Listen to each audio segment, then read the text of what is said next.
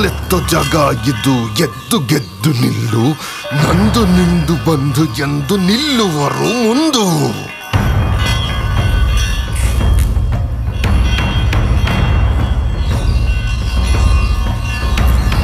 ಜಗವೇ ಘೋರ ಹೃದಯ ಬಂಧು ಬಳಗ ಹಾಲಿ ಕುಳಗ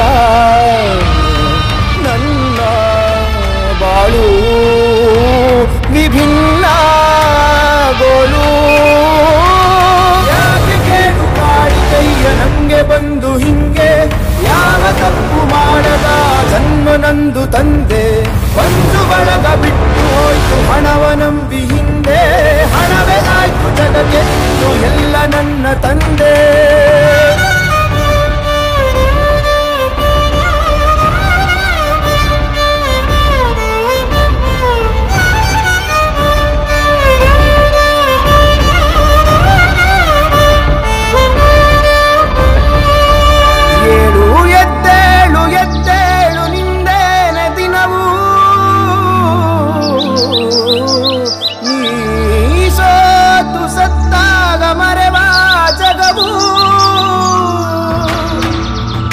ನೆನಪಲ್ಲಿ ಇರಲು ನುಗ್ಗು ನೀನು ಪಡೆದಾಗ ಎಲ್ಲ ಭೂಮಿ ಬಾ.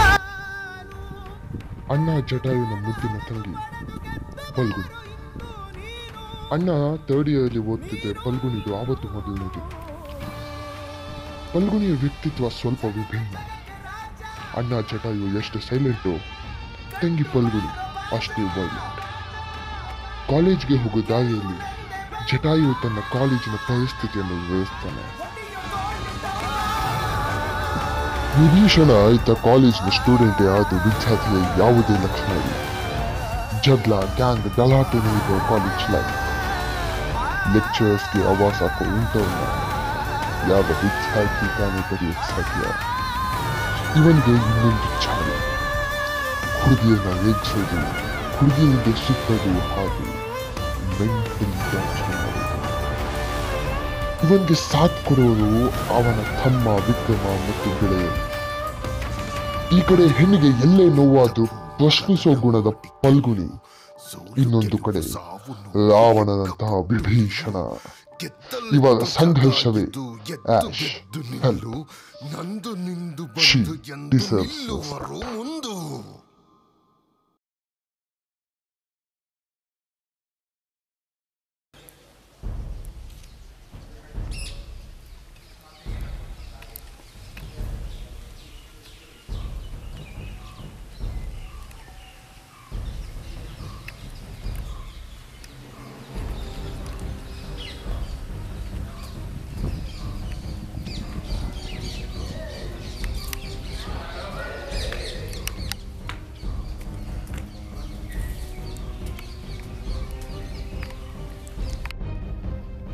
ಕಾಲೇಜಿನ ಮೊದಲನೇ ದಿನ.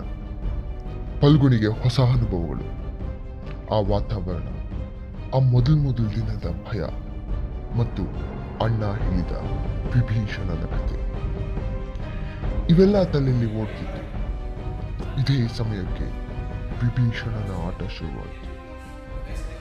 ಯಾವ ವ್ಯಕ್ತಿ ತನ್ನ ತಂಗಿಯ ಜೀವನದಲ್ಲಿ ಬರಬಾರದು ಅನ್ಕೊಂಡಿತ್ತು, ಅದೇ ವಿಭೀಷಣ ತಾನಾಗಿ ತಾನೇ ಈ ಕಥೆಯ ಪಾತ್ರಧಾರ.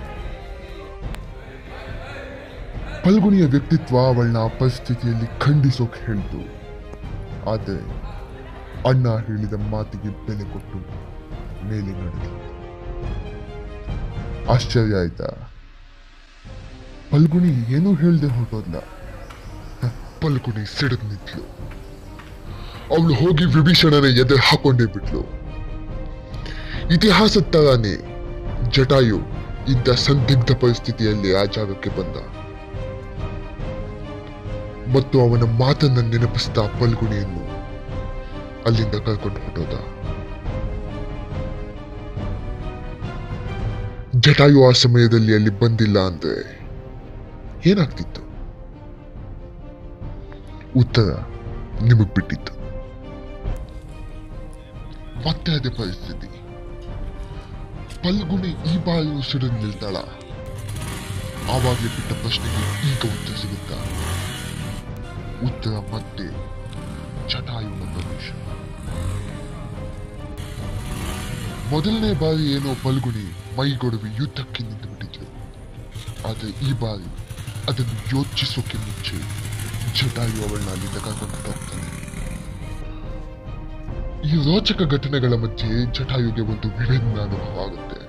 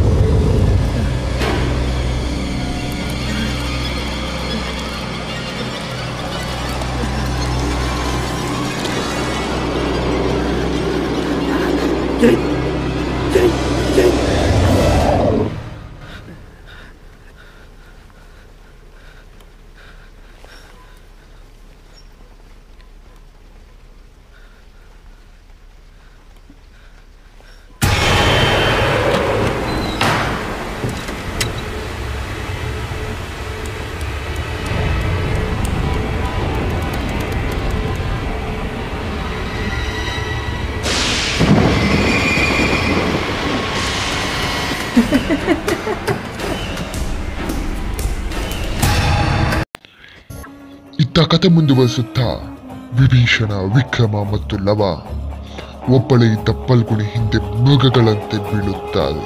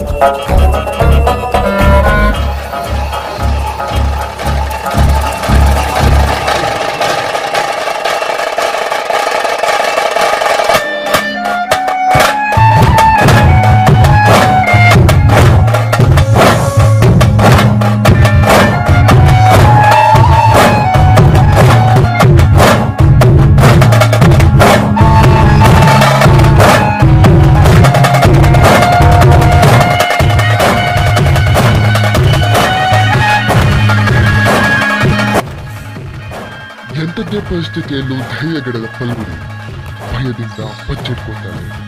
ಅಷ್ಟೊತ್ತಿಗಾಗಲೇ ವಿಭೀಷಣ, ವಿಕ್ರಮ ಮತ್ತು ಲವ ಪಲ್ಗುಣಿ ಮುತ್ತಿಗೆ ಹೋಗ್ತಾರೆ.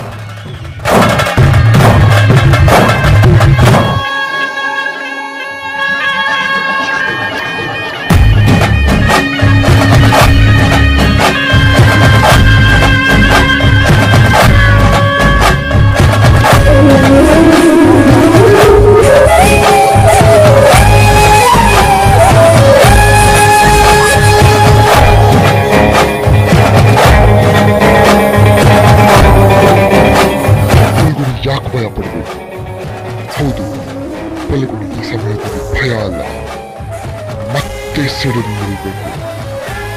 ಈ ಬಾರಿ ಅವಳ ತಾಳ್ಮೆಯ ಕಟ್ಟೆ ಹೊಡೆದು ರೋಷ ಉಕ್ಕಿತ್ತು. ಇತ್ತ ತಾನೇನೋ ಸಾಧಿಸಿದೀನಿ ಅನ್ನೋ ವಿಭೀಷಣ ಮತ್ತು ಅವನ ಬಳಗ ಇನ್ನೇನು ಸಂಭ್ರಮಿಸಬೇಕು ಅಷ್ಟರಲ್ಲಿ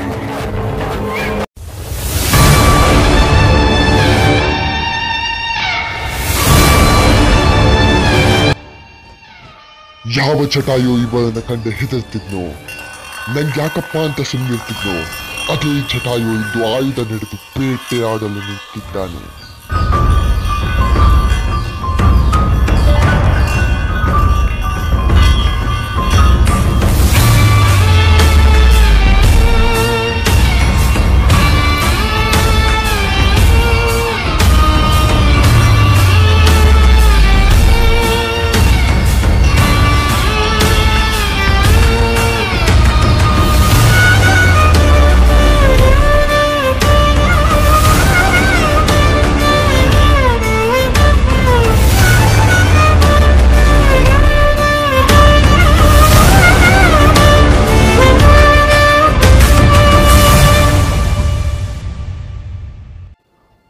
ಕಥೆ ವಿಭೀಷಣನ ಅಂತ್ಯವಲ್ಲ. ಕಥೆ ಫಲ್ಗುಣಿ ಮತ್ತು ಜಟಾಯುನ ಗೆಲುವೂ ಅಲ್ಲ. ಕಥೆ ನಮ್ಮ ಸಮಾಜದ್ದು. ನಮ್ಮಗಳ ಮಧ್ಯೆ ವಿಭೀಷಣರು ತುಂಬಾ ಇದ್ದಾರೆ, ಮತ್ತೆ ಫಲ್ಗುಣಿ ಅಂತವರು ತುಂಬಾ ಇದ್ದಾರೆ. ಆದರೆ ಅನ್ಯಾಯ ನಡೆಯುವಾಗ ದನಿ ಎತ್ತೋ ಜಟಾಯುಗಳಿಲ್ಲ.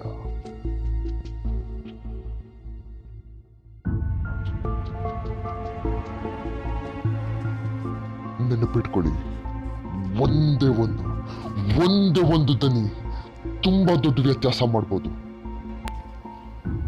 ಆದ್ರೆ ಅಂದು ಜಟಾಯುಗೆ ಆದ ಆ ಅನುಭವಕ್ಕೂ ಈ ಕಥೆಗೂ ಏನು ಸಂಬಂಧ? ಯೋಚನೆ ಮಾಡ್ತಾ ಇದ್ದೀರಲ್ಲ? ಈ ಪ್ರಶ್ನೆಗೆ ಖಂಡಿತ ಉತ್ತರ ಇದೆ. ನಿರೀಕ್ಷಿಸಿ ಗೋಲ್ಡಶ್ 2020.